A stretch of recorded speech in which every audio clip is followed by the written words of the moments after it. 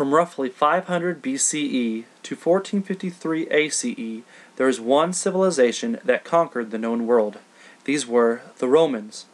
Though their politics and rulers changed almost frequently, the one thing that forever sealed Rome's fate was its army.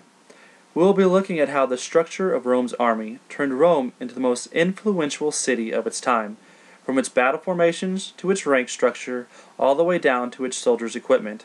The Roman army was superior and would forever change the battlefield of war. Let's begin with Roman battle formations. The formation you see here is known as the wedge. The purpose of this formation was to form small triangular groups to pierce through enemy lines, creating chaos amongst enemy ranks and ultimately winning the battle. Next, we come to the skirmish formation. This formation was used to give the soldiers great mobility in battle. With its widely spaced lines, soldiers had plenty of space to cover difficult terrain, use swift attacks, and speedy retreats if need be. It could also be used in victory as a final sweep over the battlefield to eliminate the fallen enemy. And finally, we come to the tortoise. When used properly, this formation would make Roman soldiers virtually invulnerable to arrows or objects dropped from defensive walls. Now, let's discuss the Roman military structure. At the top, there was the Roman officer, who was typically a political seat that watched the battle from afar, while commanding his troops with his tactics. Below him was the centurion, who was the leader of troops into battle. And last but not least is the Roman soldier. The Roman soldier was a key and vital player in every battle, but without all of these roles being filled, the Roman army would never have become superior.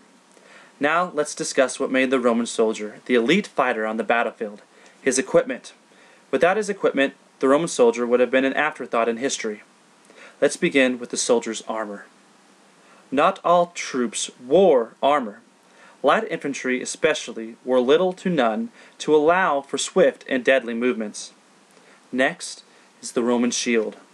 The shield was at its largest a yard across and had iron in its frame, making it a very effective piece of armor. The shield was extremely effective at blocking arrows, making it a favorite for infantrymen. The Roman helmet was probably the most varying piece of equipment on the Roman soldier.